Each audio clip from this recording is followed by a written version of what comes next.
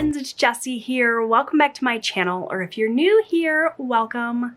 For today's video, I am going to be checking in with my May budget. We are looking at week 2 here on my hybrid budget worksheet. If this is your first time checking out one of my videos, you've never seen these budget worksheets before, but you're like, hey, that might help me out with my budget, there is a video that I will link in the description box below showing what all of my May budget worksheets look like. They are all printables, FYI, and how you can get them. There's a couple of different ways that you can get your hands on these. So I'm not gonna spend a lot of time in this video talking about that. I will just link that video down below. You can check it out if you're interested. This is what the pattern for May looks like. I have other patterns as well available, so check out that video if you're interested. I use my hybrid budget worksheet. It's actually a 2-page spread here in my budget planner to help me stay on track with my budget. It is a way to look at all of the moving parts in my budget with one 2-page spread. There's a monthly section here. There's also a spot to check in with my monthly budget weekly. There's a place for sinking funds, which I really need to get back to filming videos on my sinking funds. If you would like to see videos on my sinking funds in the future, leave me a comment down below, let me know. I'd be happy to film those for you. There's a place here for debt payments, which I share with my channel members. If you're interested in those videos, you can join my channel membership. The link for that will be down below as well. And there's a place here for savings. We're gonna be focusing here today. So let me get that out of the way. That is a very old debt-free chart that I used to track when I was paying off my washer and dryer from Lowe's, which was back in 2020. And I just recently had to replace that washer. And here it is 2024, so it didn't even last 4 years. Anyways, I'm gonna get rid of that. That was a tangent. My apologies. I'm gonna use the expense tracker that I filled out with you all in a separate video. This is all of the money that we spent during week 2 of May. For me, that is May 7th through the 13th. And I'm gonna use the information on this expense tracker to check in with my overall monthly budget. We're gonna start by filling in any bills that I paid this week. So if you look here at my tracker, anything highlighted in this green color is a bill. So we've got car insurance that we paid this week, and the amount that we paid was $504.81. So if I look here and I find it here on my monthly budget, you can see car insurance, we budgeted $505, we spent $504.81. So I'm just gonna write that here in the actual column and then pat myself on the back for coming in under budget there. Next we have DTE, which is our electric bill. You can see we paid that this week and it was $212.11 and we budgeted $220. So we'll fill in the actual column here with that $212.11. Once again, pat myself on the back for coming in under budget there. I have Michigan gas that I paid, and I paid $43, and once again, under budget there. I always tend to round how much I'm going to pay for bills up. That way we have a bit of a built-in buffer. So for DTE and Michigan Gas, we are on a payment plan with them. They call it budget billing. Essentially, they just take a year's worth of bills and average it out, and we pay the same amount every single month. So I knew that we were gonna pay $212.11 for DTE. I budgeted $220. That just gives me, you know, an $8 buffer in my account automatically. It's a great way to do that. Round your income down, which I don't share my income here on my channel. That's why it's blank. But when you fill out your hybrid budget worksheet, always round your income down and round your bills up. That way you have a built-in buffer. Now, this Michigan gas bill, I budgeted $55, which is what we have been paying each month for Michigan gas. But I was surprised when I logged into my Michigan gas account this past week to pay it. our average went down, so our bill went down. We're only now expected to pay $43 a month. So that's awesome. Probably has something to do with the fact that it was not a super, super frigid cold winter here in Southeast Michigan. All right. The only other bill I paid here in green, you can see, is our camper. We have a travel trailer and we pay $200 a month for that payment. And that is what I budgeted right here. So right on track there. So that's it for my monthly bills section here. Now we're gonna jump over to this weekly check-in section for week 2, and I'm gonna fill in my variable categories. And I'm gonna zoom you guys in a little bit more so you can see. Hopefully you weren't too far zoomed out before. So you can see here in this monthly section, I have some variable categories. They are auto pay, grocery, eating out, spending. I have a monthly budget for those things, but I check in with them weekly because these are things I spend on a weekly basis. For my monthly bills, they're just paid once a month, but groceries, we tend to go grocery shopping every week. So I like to check in every week just to make sure I am on track for my overall budget. So I'm gonna list my categories here. Like I said, auto pay, grocery, eating out, and spending. So auto pay is a category for a bunch of little memberships and subscriptions that come out of my account automatically. I like to lump them up into one line item in my budget rather than listing out like 12 or 15 different little piddly $10 transactions. I lump them all together and then I just keep track of them week to week to make sure that we're sticking to our budget. So that's what auto pay is. Grocery is probably pretty self-explanatory, but that's all of our groceries that we buy throughout the week. But it's also anything that we can buy at Walmart. So think household products get lumped into this grocery category and pet items as well. So it's more than just groceries. So there's that. Eating out is any meals that we eat outside the home, whether it's takeout, fast food, or a sit-down restaurant. And then spending is any spending we do outside of those other categories. So I'm gonna go ahead and fill in the amount that we spent, which is really easy because I added everything up in the categories here during that expense tracker. Like I said, if you're interested in more in-depth into this, check out that expense tracking video. For now, I'm just gonna move the numbers over. So for auto pay, we paid $16.95 this week. For groceries, we paid $241.98. And I don't bother with the dollar sign. I know that we're talking about money here in this budget, so I just leave it off.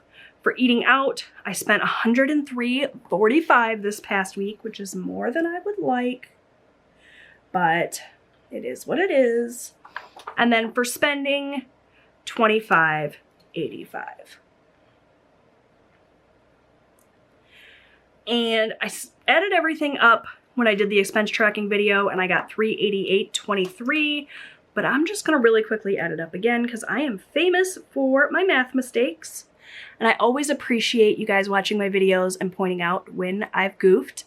I am no math expert. I got fat fingers. Sometimes I mistype things into my calculator, so I always appreciate when you guys correct me. Sometimes I don't catch my mistake until the very end of the month, and I'm like, why does the number on paper not match what's in my bank account? So I always appreciate it when I can catch that before the end of the month. Yep, $388.23, just as I anticipated. So then what I like to do is figure out what I have remaining in each category for the rest of the month. There are 2 weeks left in May, so we are halfway through the month at this point. And so I want to know how much I have overall in each of my categories and how much I can spend each week. Just helps me get a paint a picture for myself of what the next week will look like. So how do I do that? I take a look at my monthly budget, I subtract out what I've spent, and then I get a remaining balance. So for auto pay, for example, our monthly budget here is $300. Last week when I checked in, we had $245.71 of that remaining. So I take that $245.71 and I subtract what we spent this week, $16.95. That means I've got $228.76 remaining in my auto pay budget. I'm not going to bother dividing this by how many weeks are left because our auto pay isn't spent equally over the course of the weeks. We have some things that come out in auto pay at the beginning of the month, but most of our auto pay things come out towards the end. So I don't need to get like an average there. But for groceries, I like to try to spend, you know, if there's 4 weeks in the month, I like to spend a quarter of my budget each month so that I don't spend it all in the first 2 weeks. I said month, I meant week. So that I don't spend it all in the first 2 weeks and then am broke for the rest of the month. So I like to get the average here. So for groceries for the month of May, I budgeted $1,200. The end of last week, we still had $1,074, 73 of that remaining. We spent $241.98 this past week. So we have a remaining balance of $832.75. And since there's only 2 weeks left of the month, we can spend $416 for each of those weeks and still come in under budget, which is more than we need. I try to keep my grocery spending around $300 each week. These past 2 weeks, I've come in well below that, which is great. We are on track to come in under budget in groceries. I've been really trying to spend less in groceries. You guys know that I've struggled with this grocery category for quite a while. I tried to lower it in April and ended up coming in over budget. So I raised it back up a little bit for May, but I'm still trying to come in under budget. Like if I could spend less than $1,200, that would be great. And we're on track to do that. So once again, gonna pat myself on the back. My hard work is paying off. All right, let's talk about eating out. I started out the month with $300 in my eating out category.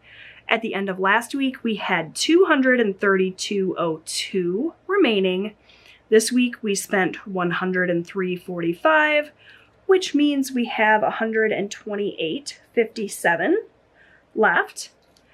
Over the course of the next 2 weeks, we could spend $64 each week.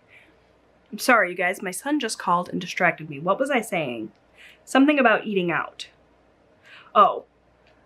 I was talking about how we only had $64.28 for each week, and that's less than we have spent the past 2 weeks in a row. So we're gonna have to be really mindful of our eating out over the next 2 weeks if we are going to come in under budget. So that's why I do this weekly check-in. It helps me to keep in mind where we're overspending and where we could tighten things up. Eating out is one of those categories we're gonna have to tighten things up if we want to stick to our monthly budget, which I do. That's important to me. Okay, last but not least, we have spending. I started the month out with a $500 budget in spending. We have been doing a lot better with our spending, which is great. At the end of last week, we still had $453.63 remaining. So that's what I'm gonna pop into my calculator here. And this week we only spent $25.85. So we still have a lot of money to work with in this category, $427.78. If I divide that by the next 2 weeks, we could spend over $200 each of those weeks and still come in under budget. So we're doing really, really well in spending. I've made a valid effort to spend less, and once again, it's working. Yes, it's what I like to see. All right, so now the last step in my weekly check-in here is to get a remaining balance for all of my variable categories. Why do I do this? Well, because If I am over budget in one of these variable categories, but I'm under budget in another, and it equals out, I'm okay with that. So I like to get a feel for how much I could spend overall each of the next 2 weeks as just another data point to keep in mind moving forward. So we have a lot of money still left at this point in the month. $1,617.86 that we can spend on this auto pay category, groceries, eating out, and spending. So, like I said, this eating out, we need to be really careful and mindful. But if we were to mess up a little bit, eat out more than I would like, and we come in over budget in that category, maybe we'll still have some money left over in the spending category where we're doing really good, and it'll offset that. So I always just like to get a total for that reason. We're going to divide that total by the next 2 weeks. We can spend $808.93 on variable spending over the next 2 weeks and still come in under budget. You can see the first week we spent $293.91. Second week we spent $388.23. So we're spending significantly less than that. We are on track to come in under budget overall for this variable spending. And that's where I have the most control over my budget. I can try to use less electricity and lower my electric bill, but for the most part, the bills are what they are. But I can work hard and spend less on extraneous spending. I don't have to go out and spend every dime that I have on stuff that I don't need. I can cut back on my groceries. It's hard because things are expensive right now, but I can cut back on some things and lower that budget and give myself more money overall to put towards my goals, like debt freedom, which is my top priority goal for 2024, is to pay off my credit cards. I'm really, really excited. We're getting close to being able to say that we are credit card debt free. And the less I spend in these variable categories, the more money I can send to the debt. So really going to try to continue this momentum and continue with the underspending, which is new. Usually I'm overspending, but I'm really trying, guys. So hopefully I can keep this up over the next couple of weeks. Fingers crossed. Thank you so much for watching this video and giving me someone to be accountable to. I appreciate it. If you like this video, please give it a thumbs up. That really helps out my channel. Don't forget to subscribe. I post new budgeting videos like this every single week. You can check out my channel membership for even more budget content, as well as lots of other videos. Also, these budget printables, like I said, if you're interested in those. Thank you so much for watching, and I'll see you next time.